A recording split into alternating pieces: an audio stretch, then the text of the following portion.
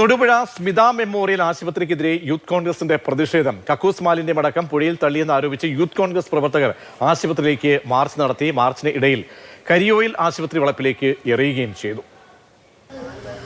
തൊടുപുഴ നഗരത്തിൽ തൊടുപുഴ ആറിനോട് ചേർന്നാണ് സ്മിത മെമ്മോറിയൽ ആശുപത്രി പ്രവർത്തിക്കുന്നത്.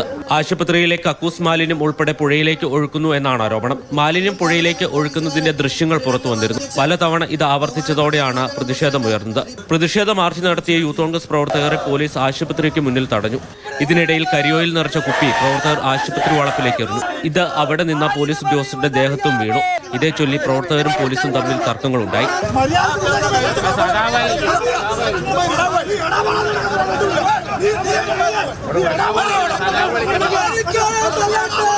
മാലിന്യം തള്ളിയതുമായി ബന്ധപ്പെട്ട് നഗരസഭ ആശുപത്രി അധികൃതരോട് വിശദീകരണം തേടിയിട്ടുണ്ട്.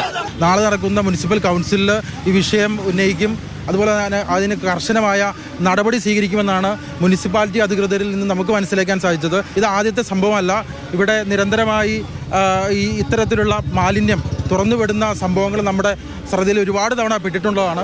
ആരോപണം ആശുപത്രി അധികൃതർ നിഷേധിക്കുകയാണ്. ആശുപത്രിയിൽ STP പ്ലാന്റ് ഉണ്ടെന്നും മാലിന്യ നിർമ്മാർജ്ജനം കൃത്യമായി നടക്കുന്നുണ്ടെന്ന് ബന്ധപ്പെട്ട വകുപ്പുകളെ ബോധ്യപ്പെടുത്തിയിട്ടുണ്ടെന്നും ആശുപത്രി അധികൃതർ വിശദീകരിച്ചു. മാതൃഭൂമി ന്യൂസ്, ഇടുക്കി.